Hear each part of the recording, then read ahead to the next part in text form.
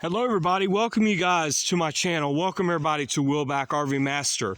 Today I'm outside because I'm going to show you guys something that no RV park has.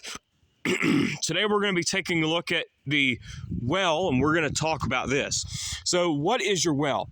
Now a well is basically a hole in the ground that stores water. If you look here, we'll take a look at all features of our well and dig into all the features there, and we'll talk about how your well works. So how does your well work? Now, in just a minute, I'll explain it to you all, and if you guys can hear me, I do have a cold, if you'll excuse me, and if I do make any noises, please excuse the issues that I've been having here all day today, and that'll be it. So let's take a look at the well. So we're going to take a look at all components of our well, okay?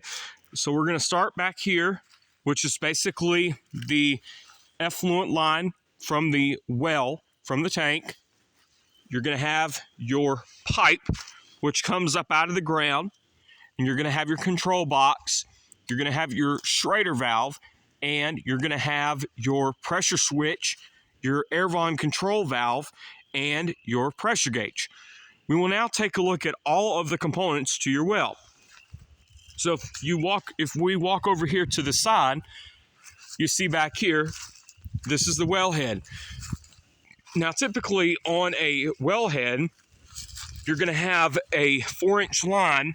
You see that 4-inch line right there? So there's a 4-inch line that goes into the ground, and at the end of this line, you're going to have a pump. So basically, this pump, when it comes on, what it will do is it will pump the water up from the well, and it will go into the tank after it goes up from the ground. Now, another part of the wellhead that I want to explain to you guys here is where this little nipple is. You're going to have a little nipple, and you're going to have a control box. Most control boxes are going to be made of Franklin Electric. Now, this one is a 1.5 horsepower control box, which means we have a 1.5 horsepower pump. When this unit comes on, what will happen is the control box, inside the control box, we have some capacitors. Now, what is a capacitor? A capacitor is an electric component inside of the control box. So you can see this is your drop pipe, and as you can see, the drop pipe is PVC. You can see when the water comes up, it will come up all the way from the ground. It will go all the way up into this T here, and then it will take a straightward turn, and it will go into that pipe, and it will go into your tank.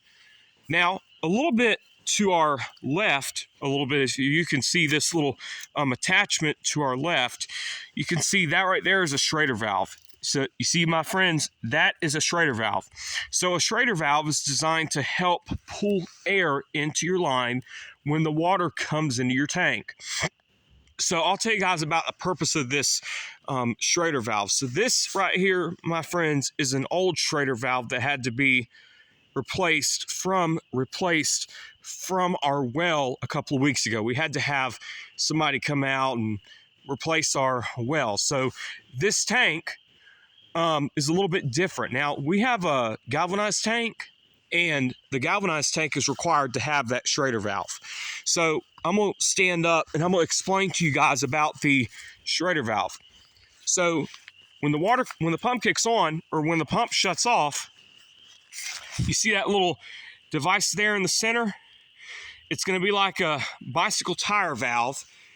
And what will happen is when the pump kicks on, what it will do is it will suck air in, and it will, when the pump kicks off, it will suck air in again. And you know what happens in this tank here is we have like a 20-foot column of air being shot into the tank. Now, if you go up here a little bit further, when the water goes out of the well and it goes through the pipe, you can see this big contraption right here is our galvanized tank. This tank works a little bit different than the bladder tank. When the pump kicks on, it will shoot a 20-foot column of air into your tank, and all that air is compressed you can see all that air is compressed at the top of this tank. You can see there's an air charge up here at the top, and you're going to see there's a water charge at the bottom. Now, is there a bladder in this tank? Some of you guys have asked. Well, to answer the question, no, there's not. There's no bladder in this tank. This is no diaphragm tank. This is no wafer tank. This is no tank that has multiple sections where there's air, there's water, there's air, there's water. This is just a air/water tank. That's what I call a pressure tank. So if you look over here to the top, what you're going to have here is you're going to have your dome, your roof of the tank. And then at the bottom here, I'm going to show you guys how normal your tank sounds when there's a normal charge in your tank. Now, at the top of the tank, you're going to have a sound like this. That means you're going to have air in your tank. And at the bottom of your tank, you're going to have a sound of water, which is basically sounding like, it's going to sound like this. That's water. So this tank, when the pump kicks on, when the water gets down to a certain level, what will happen is when the pump kicks on, it will shoot that 20-foot column of air into your tank, and then that air gets compressed, and it goes through a process called repressurizing. Now, we're going to go back over to the other side of the well, and I'm going to explain to you guys about the other parts of your well, but we're going to do it from this side. How about that? So we're going to do it from this side. So right here, you're going to have your pressure switch. You're also going to have your pressure gauge, and you're also going to have your air volume control valve. This setup works a little bit different than the bladder tank. Like I told you, when the pump kicks on, you can see this is your pressure gauge. Now your pressure gauge, when the pump kicks on, it will kick on at 30. And then when the pump shuts off, shuts off at 50. But we have a 40-70 pressure switch, and then that's what causes our pump to kick on and off, on and off, on and off constantly when the pressure gets low. So right here, the pressure switch, this is your pressure switch. Now, if you guys can notice here, this switch has been covered because we had a lot of ladybugs in there, some ants, and they like to get on the contacts and cause the well to go out. That's pretty crazy, and sometimes people might say that it's ludicrous, but it is not ludicrous when you have a cover on the pressure switch. So down at the bottom of the pressure switch, you're going to have your air volume control valve. Now that little device that you see there at the bottom works a little bit different. When the pump kicks on, when it shoots that 20-foot column of air, when there gets too much air inside this tank, what will happen is the air will spew out of a little hole at the bottom of there. If you guys can see in the middle of your screen there's a little hole right there. And that little hole is to help the air spew out of your tank. So I'm going to show you guys a little bit. I'm going to tell you guys a little bit about what happens if you have a tank that's not healthy. Now that we've done a tour of your tank, I've done the tour, I'll explain to you guys about your galvanized tank. Now, like I told you before, galvanized tank, when the pump does kick on, it will shoot that 20-foot column of air inside the tank. And then when it cuts off, the shredder valve will suck air in, and then it will shoot that 20-foot column of air in there again when the pump does kick on.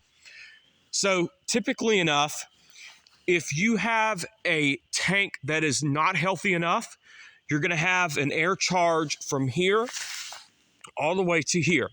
Now, if you have to have your tank resetted, like if you have your tank reset after they fixed the problem, like you had to have a pressure switch replaced, or a faulty Schrader valve, or a faulty control box, that's what you're going to have.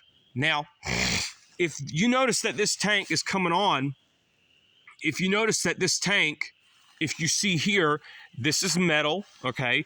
Now, this tank is all metal, okay? So what will happen is when all the water reaches the top of this tank, you're going to have a problem. Now, one problem that you may have is called waterlogged. You may have what is called a waterlogging tank. Now, there's two types of logged tanks of a galvanized tank: airlog and waterlogged. Waterlogged and airlocked. Now, what I mean by airlocked is there's no water inside this tank. And what I mean by waterlogged is there's water inside this tank from all the way down there, and it goes all the way to up here at the top of the dome where you can see my finger is.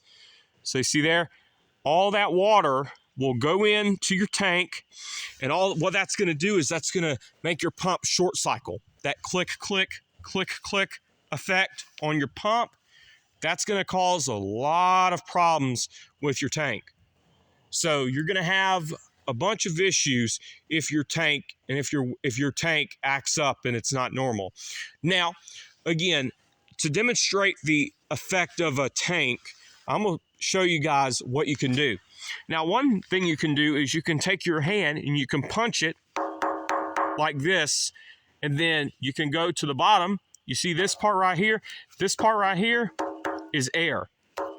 Hear that? That's air. Now, at the bottom, you're going to have water, which is basically going to sound full at the bottom. Now, this tank, when full, is going to hold air and water at the same time. Air and water are basically what fit into your galvanized tank. Now, what is the difference between a galvanized tank and a bladder tank? Well, now I want to talk about the bladder tank. Now, a bladder tank is like there's water going into the bottom of the tank still, but however, the water does not touch the steel, okay? Now, what's happening here is there's multiple chambers. You have a chamber at the top and a chamber at the bottom, okay? And you have a little thing called a hoop groover, and that helps to conjoin the bladder together. So what you're going to have is you're going to have a polypropylene liner and a diaphragm inside of a bladder tank. Also, you're going to have a divider in that tank, because you're going to have a section where there's air and a section where there's water. However, the water does not touch the steel. It goes into a bladder like a balloon. Okay? So that's what you're going to see with a galvanized pressure tank. And so hopefully you guys can see, if you're at a RV park, if you're at an RV park with a well, you can see how this tank works. Now, if you want to see a little more on these pressure tanks, we ask that you please subscribe, and I'll make some more to you, and I'll do a video of the pressure tank pumping and I'll do a demonstration video on the well pressure tank pumping, and then hopefully that will get you guys into the spirit of how it works. So one more thing I'd like to tell you guys before I wrap up this video, okay? Happy Valentine's Day to everyone and all of you, okay? And I want you to celebrate Valentine's Day, because your love is what matters. So, ladies and gentlemen, that will wrap up today's video. So that is going to wrap up today's video on your galvanized well pressure tank. So that will do it for today's video. Please like and subscribe to my channel, and please like the video once it has uploaded. And once you have felt that this video is good for you, please, I am challenging you to upload this. And please, and that's going to do it for today's look at the galvanized well tank and the galvanized well pressure tank system.